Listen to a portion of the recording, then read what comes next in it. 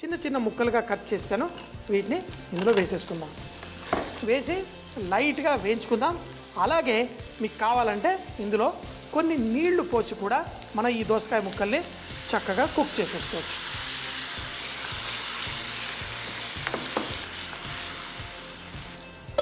మనం మూత పెట్టేసి మంచిగా ఆ ముక్కలు ఉడికేంత వరకు కుక్ చేసుకుందాం.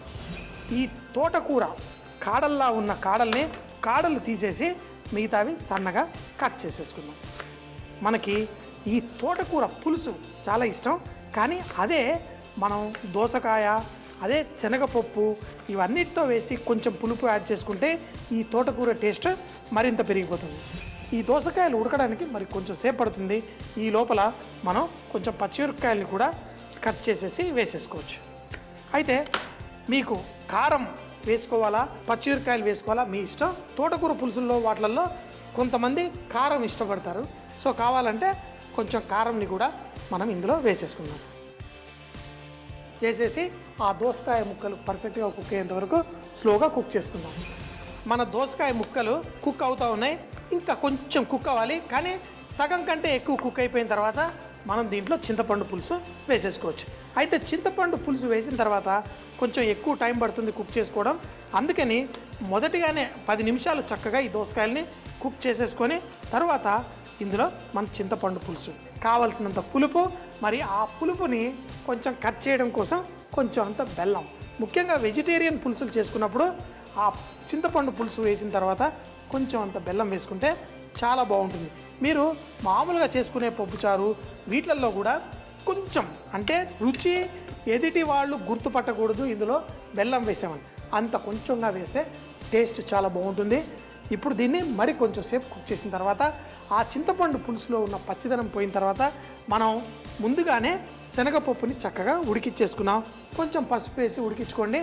దాని తర్వాత తోటకూర కూడా రెడీ ఉంది. కొంచెం సేపు ఇది ఉడికిన తర్వాత మన శనగపప్పు అలాగే ఈ ఆకుకూర కూడా వేసుకుందాం. మన ముక్కలన్నీ చక్కగా ఉడికిపోయాయి. ఇప్పుడు మన శనగపప్పు ఇందులో వేసేసుకుందాం. శనగపప్పు పూర్తిగా చితికిపోకుండా ఇలా పప్పులా ఉండాలి ఉడికిన తర్వాత కూడా. అప్పుడే దీంట్లో మంచి టేస్ట్. దీంట్లో ఉప్పు అవి ఇవి అడ్జస్ట్ చేసుకుందాం. దీంట్లో తగినంత ఉప్పు వేసేసుకొని మనం కలిపేసుకుందాం. మన శనగపప్పు ఇదంతా చక్కగా పర్ఫెక్ట్గా కుక్ అవుతుంది. ఇందులో మన తోటకూర వేసేసుకొని, ఏంటి తోటకూర ఎంతసేపు అండి ఉడకడం, ఇలా కేవలం ఇది వేసుకున్న తర్వాత 2 నిమిషాలు. ఒక్కసారి ఇందులో తోటకూర కలిపిన తర్వాత మళ్ళీ మూత పెట్టకండి, ఎందుకంటే ఆకు రంగు కొంచెం నలుపు వచ్చేస్తుంది. చాలా సింపుల్గా మన తోటకూర, మన దోసకాయ, ఈ శనగపప్పుతోటి కట్టి దాల్ రెడీ అయిపోయింది. ఇప్పుడు దీన్ని మనం వేరే మాంసాహారపు కూరలు సైడ్లో ఉన్న దాంతో కూడా తోడుగా వెళ్తుంది. దీన్ని మంచి పులావ్ అన్నంతో కూడా కలుపుకొని తినచ్చు, లేదంటే కేవలం వైట్ రైస్తో కూడా దీన్ని కలుపుకొని తింటే మంచిగా ఉంటుంది. సో మరి ఒక 2 నిమిషాల్లో స్టవ్ కట్టేసి ఎంజాయ్ చేద్దాం. అన్నీ పర్ఫెక్ట్గా ఉన్నాయి. దీంట్లో మంచిగా వేసేసుకుందాం. చూడండి, ఇలా ఫ్రై చేయడం వల్ల మంచి టేస్ట్ వస్తుంది.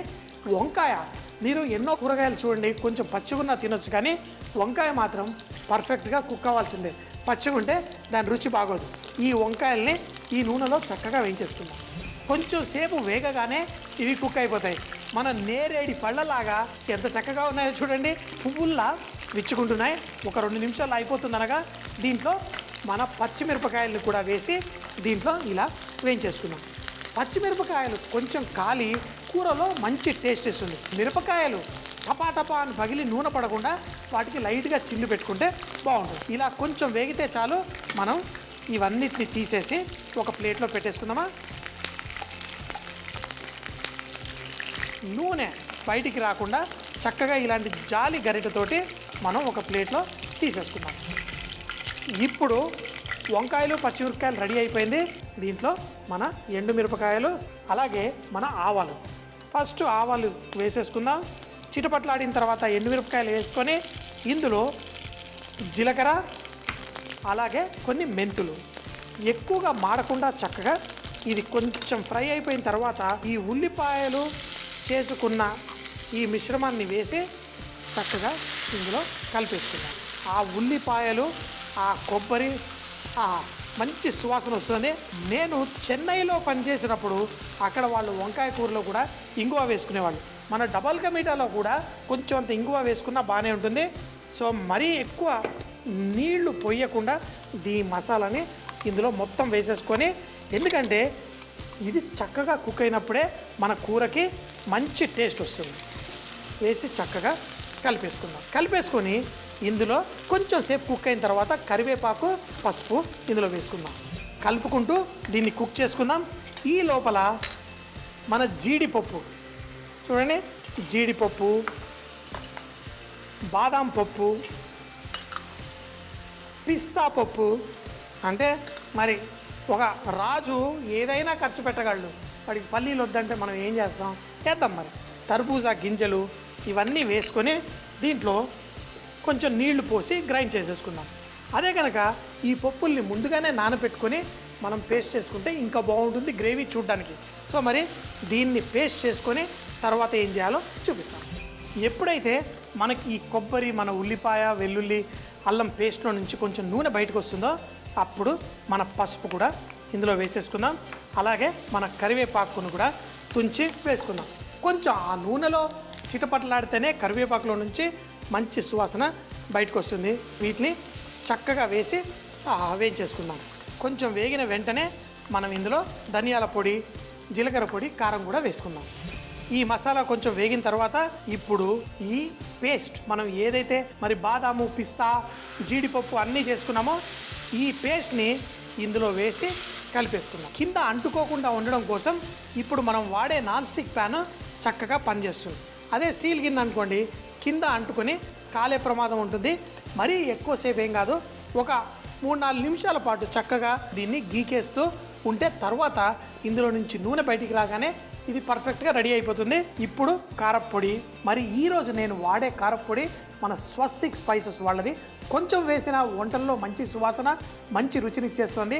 సో మీరు కూడా తెచ్చుకొని వాడండి, హెల్తీగా కూడా ఉంటుంది. జీలకర్ర పొడి, ధనియాల పొడి వేసేసుకుందాం. వేసి ఈ పప్పు పేస్ట్ ఏదైతే ఉందో చక్కగా కుక్ అవ్వనివ్వాలి. ఏం కంగారు పడక్కర్లేదు. స్టార్టింగ్ కొంచెం కింద అంటుకుంటూ ఉంటుంది. దాన్ని ఈ మసాలాలతో పాటు కొంచెం సేపు కుక్ చేయగానే అది నూనె వదిలేస్తుంది. అప్పుడు మనకు పర్ఫెక్ట్గా ఉంటుంది. నాన్ స్టిక్ ప్యాన్ కదా ఇది, ఇలాంటి వుడెన్ స్పూన్ తోటే చక్కగా దీన్ని ఇలా గీకేస్తూ ఉంటే సరిపోతుంది. దీంట్లో మనం నీళ్లు పోయగానే మనకి మసాలా పర్ఫెక్ట్గా రెడీ అవుతుంది. ముందు దీంట్లో నుంచి నూనె బయటకు వచ్చేంత వరకు మాత్రం నీళ్లు పోయకుండా ఇలా కుక్ చేసుకోవాలి. అప్పుడు అది పర్ఫెక్ట్ టేస్ట్ వస్తుంది. ఎప్పుడైతే ఇది చక్కగా దానాగా అయిపోయింది, ఇందులో నుంచి నూనె బయటికి రావడం మొదలు పెడుతుందో అప్పుడు మంట కొంచెం తగ్గించేసి మరొక 2-3 నిమిషాల పాటు మనం దీన్ని స్లోగా కుక్ చేసుకుందాం. ఇలా నూనె బయటికి రావడం అనేది మనకి మంచి సైన్, ఇది పర్ఫెక్ట్గా కుక్ అయిపోయింది. ఇప్పుడు మరొకటి పచ్చిదనం పోయేదాకా కుక్ చేసుకోవాలి మన చింతపండు పులుసు. మరి చింతపండు పులుసును కూడా దీంట్లో వేసేసుకుందాం. చింతపండు పులుసు పోసిన తర్వాత ఆ చింతపండు పులుసును కూడా కొంచెం పచ్చిదనం పోయేంత వరకు కుక్ చేసుకుందాం. ఇందులో కావలసినన్ని నీళ్లు కూడా పోసి దీన్ని పర్ఫెక్ట్గా ఎలా గ్రేవీ కన్సిస్టెన్సీ కావాలో అలా కుక్ చేసుకుందాం. ఇప్పుడు ఇది చక్కటి గ్రేవీ తయారవుతుంది. అందులో బాదాం, మన జీడిపప్పు అన్నీ వేసుకున్నాం. దానివల్ల ఈ గ్రేవీ టేస్ట్ కూడా బ్రహ్మాండంగా ఉంటుంది. దీంట్లో మంచి టేస్ట్ రావడం కోసం లాస్ట్లో మనం కొంచెం బెల్లం కూడా వేసుకోవాలి. ఈ బెల్లాన్ని కూడా ఇలా కొంచెం మరీ ఎక్కువైందనుకోండి రుచి పాడవుతుంది. కానీ ఆ పుల్లదనాన్ని కట్ చేసుకుంటూ ఇందులో ఆ బెల్లం మంచి రుచి ఇస్తుంది. ఈ వంకాయలకు కూడా మంచి టేస్ట్ ఇస్తుంది. ఇప్పుడు దీన్ని ఇక కింద అంటుకుంటుందనే భయం మనకు అక్కర్లేదు. స్లోగా దీన్ని కలిపేసి మనం మూత పెట్టి చక్కగా కుక్ చేసుకుందాం. ఇప్పుడు మంచిగా స్టీమ్ అవ్వుకుంటూ బాయిల్ అవ్వుకుంటూ ఆ నూనె పైకి వచ్చేంత వరకు కుక్ చేసుకుంటే తర్వాత వంకాయలు వేసి ఎలా చేయాలో చూపిస్తాం. ఇలా ఈ గ్రేవీని ఎంత ఎక్కువసేపు ఉడకబెడితే టేస్ట్ అంత బాగా వస్తుందని కొంతమందికి నమ్మకం. సో మరి ఇందులో తగినంత ఉప్పు వేసుకుందాం. ఇప్పుడు ఉప్పు వేయగానే దీంట్లో నుంచి సువాసన బయటకు వచ్చేస్తుంది. లైట్గా దీన్ని కలిపేసుకొని ఇప్పుడు వంకాయలు, మన పచ్చిమిరపకాయలు కూడా ఇందులో వేసేసుకొని కలిపేసుకుందాం. కొంచెం అంత పలచగా కావాలి అంటే కొంచెం నీళ్లు పోసుకోండి, లేదు చిక్కగా కావాలంటే చిక్కగా.